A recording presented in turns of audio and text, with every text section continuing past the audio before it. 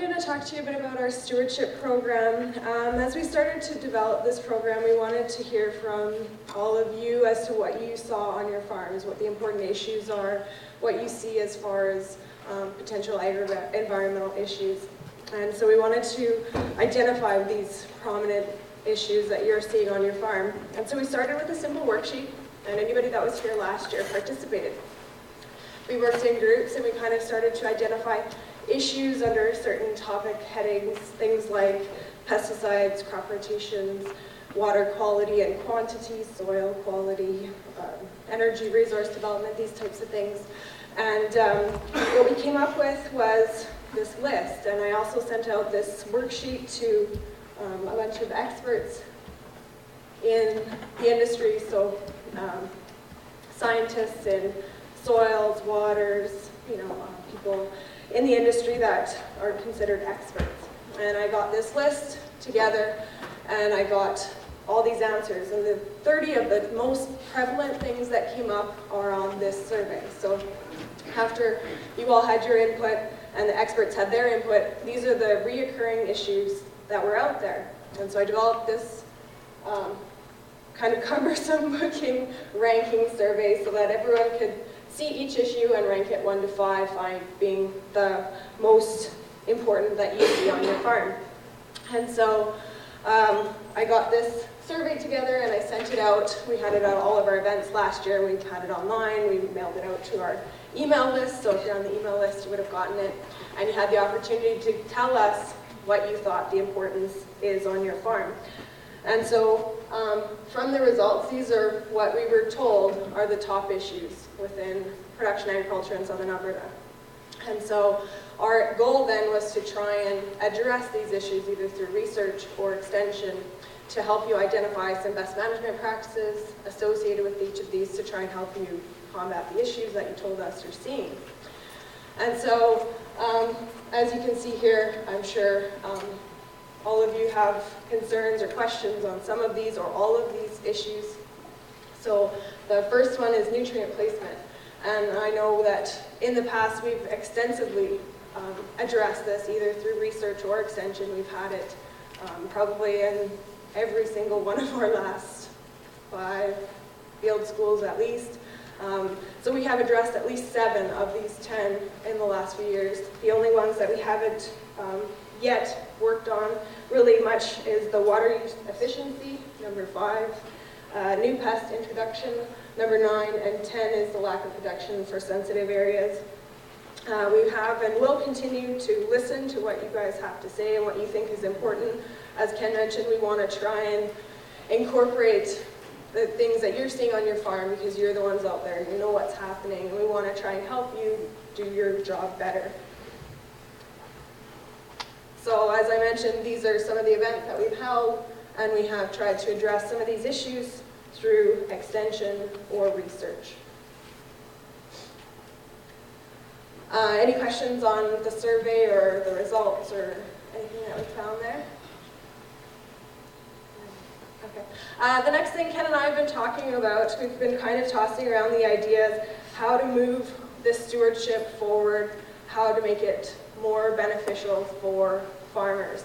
And one of the ideas that we've come up with, and we think has some merit, is a certification. So Farming Smarter certified for your farm. It would be a voluntary program. We would set it up similar to the way the organics have set up theirs system so that it would be based on production practices rather than quality of the product.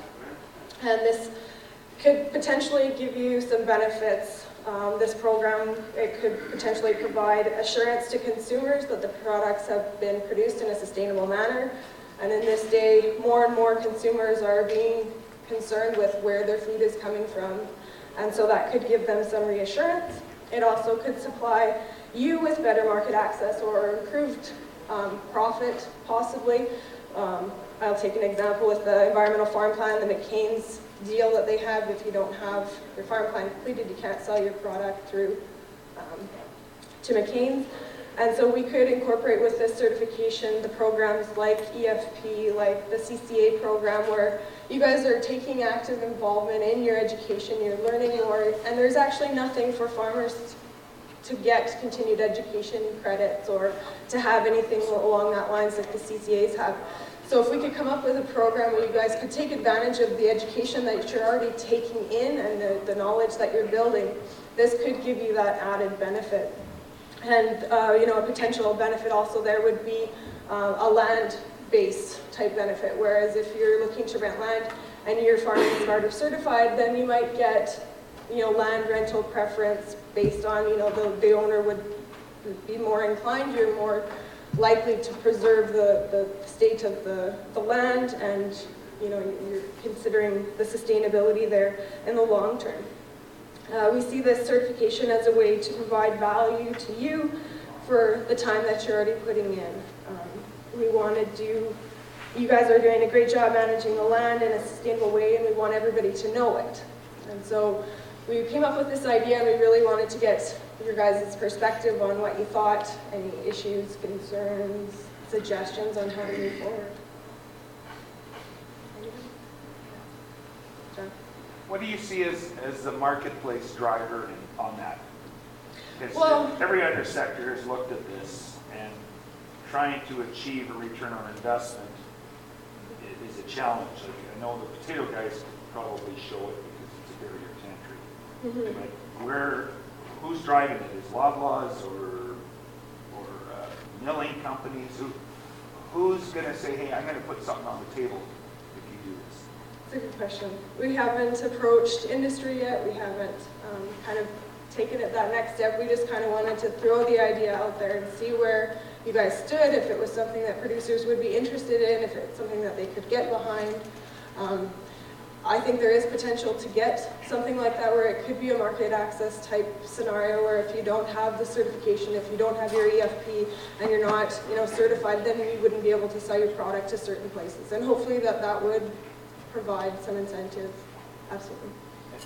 Sorry, the other challenge on that is the database, right? So what are you looking at, buying a program that you can just fit in each of our practices? Because there's a lot of those out there. I think it would. From ISO to, so I'm just wondering what you're looking at on that, because you can really make it complicated or make it simple, depending on how easy it is to put your data and your practices. I think we would want to make it as simple as possible. From my perspective. Have you looked at either Australia or supply chains that do this already? No, I haven't.